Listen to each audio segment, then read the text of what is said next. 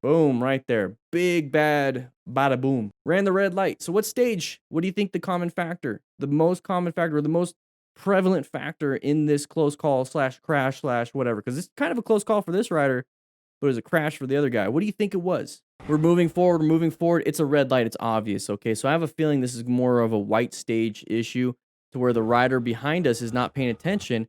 And you can kind of tell based off the fact that our motorcycle rider is like looking at the mirror, looking left. He sees that light go faster, or get closer and closer and closer and closer and closer and closer and closer. So take a good hint from this. Okay. We kind of see what happened with that driver going in there and then T-boning the other motorcycle rider. Okay.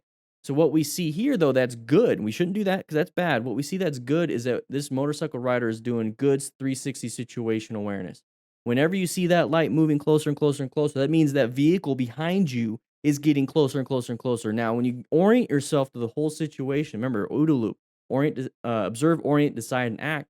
He's oriented here. He understands it's the red light. He understands that a vehicle should not be getting closer and closer and closer at that speed because we should be stopping.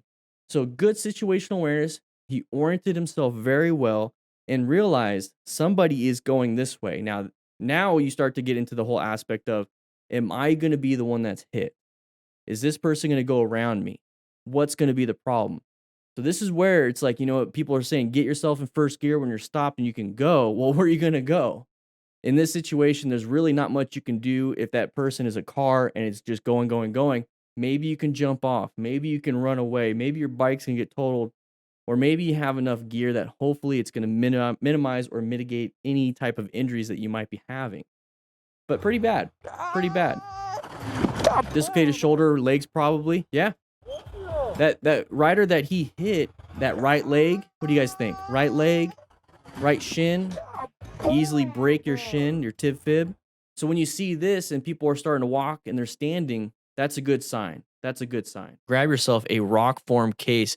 I have a little pop socket adapter. I absolutely love it. This is a magnet right here. It keeps your phone nice and secure, a lot better than some of the other competitors. So make sure you check them out. Links in the description. Automatic discount when you click that link.